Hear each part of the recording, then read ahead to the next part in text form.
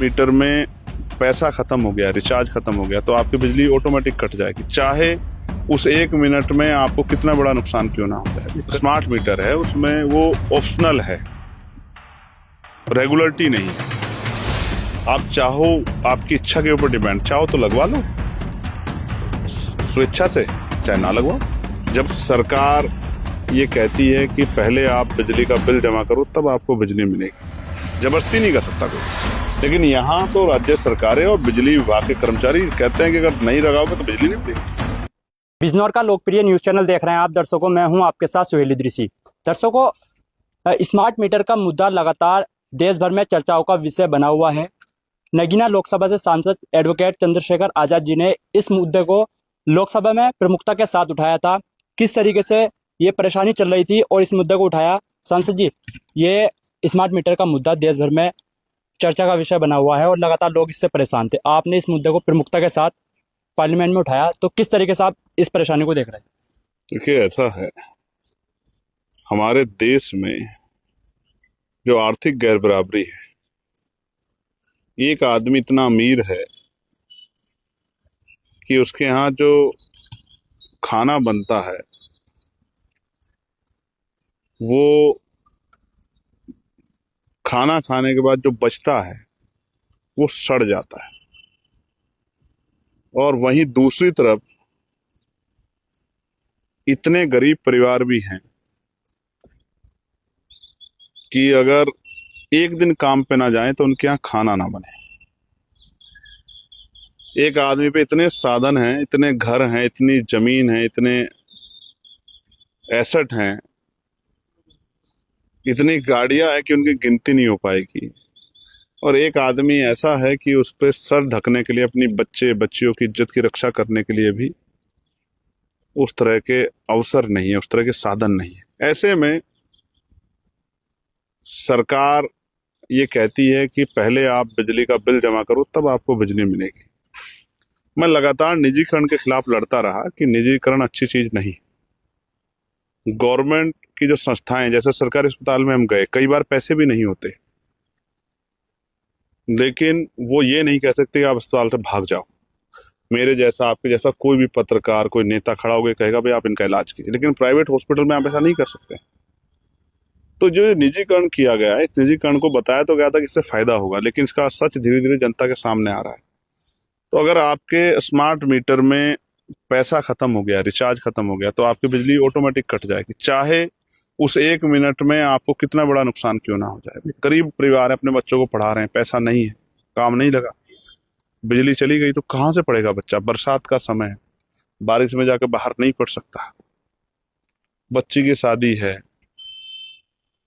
घर में कोई दुख हो गया है, घर में कोई सुख हो गया है, तो अपने त्योहार नहीं मना सकता, अपने उत्सव नहीं मना सकता, अपने दुख को जो है शामिल होने आए 4 लोग साथ कहीं बैठ नहीं सकता।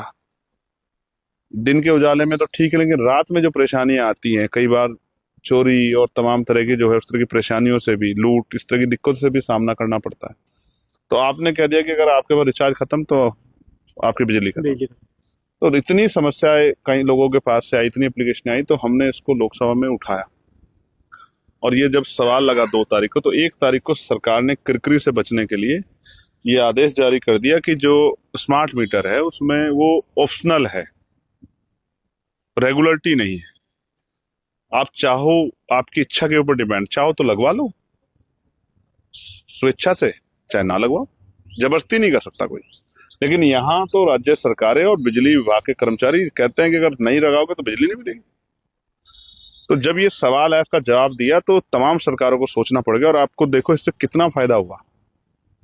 ये लोकतंत्र की शक्ति है कि एक आदमी के सवाल से पूरे भारत के जितने परिवार हैं उन सबके समस्या का सवाल सबके सामने आ गया। बिजली की समस्या पूरे देश में है, बिजली का इशू है पूरे देश का, स्मार्ट मीटर पूरे देश में लग रहे हैं, और एक सवाल की वजह से सरकार को पैर पीछे हटाने पड़े और उसको ऑप्शनल, स्वेच्छा से लागू करने पड़ा।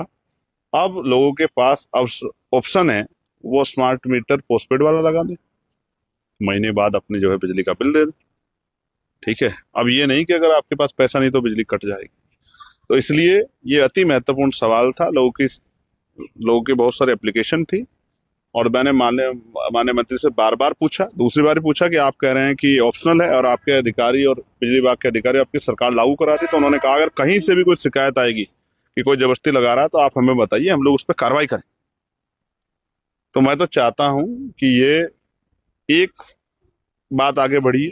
दूसरी बात मेरी और ये इच्छा है कि इस बार हम और कोशिश करेंगे, जिन लोगों के यहाँ पहले लग गए हैं उनको भी ऑप्शन दिया जाए कि अगर वो चाहें तो अपने पोस्टपेड कनेक्शन को, प्रीपेड कनेक्शन को पोस्टपेड में बदल सकते हैं, उनके साथ भी इस तरह की असुविधा ना हो। इस बात को भी हम जोर शोर से उठाएंगे और उम्मीद है ये भी हल हम लोग निकलवाने में कामयाब हो पाएंगे। और इसके लिए मैं नगीना की मां जनता को धन्यवाद देता हूँ कि उन्होंने मेरे जैसे एक साधारण परिवार के व्यक्ति को जो संघर्ष आया उसको वोट की ताकत से हिम्मत दी, जिसकी वजह से मैं सवाल लोकसभा में उठा पाया और सरकार से आंख मिला के जवाब मांग पाया और इस लोगों की समस्या, आपको जो बहुत बड़ी समस्या लोगों के दिलों में बन गई, तो उसका हल कराने में हम लोग कामयाब हो पाए। सांसद जी, स्मार्ट मीटर को लेकर जो उपभोक्ता है उनमें डर का माहौल भी है, तो उनके लिए क्या संदेश है आप?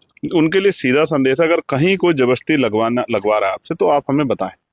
हमारे बूथ के, सेक्टर के, विधानसभा के, जिले के जो लीडर्स हैं, हमारे जो तमाम अनुसांगठनिक संगठन है, उनके जो हमारे नेता, किसी को एक को बता दें और जहां से भी कंप्लेन आएगी और जो अधिकारी ऐसा करेगा उसके खिलाफ सख्त कार्रवाई करवाने के लिए हम लोग तैयार हैं।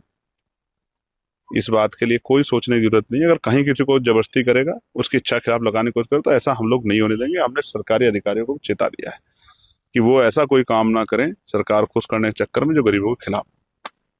Thank you. तो ये थे हमारे साथ नगीना लोकसभा से सांसद चंद्रशेखर आज़ाद जी, जिन्होंने स्मार्ट मीटर का मुद्दा पार्लियामेंट में बहुत प्रमुखता के साथ उठाया और इसका जो सीधा फायदा आम जनता को पहुंचा, करोड़ों जो देश की जनता है उनको सीधा इसका फायदा पहुंचा। और जो अब ये स्मार्ट मीटर का मामला है वो ऑप्शनल हो गया है, वैकल्पिक हो गया है कि आप चाहें तो ये मीटर लगवा सकते हैं, अन्यथा ये अनिवार्य नहीं है। Bijnor crime news Dhampur.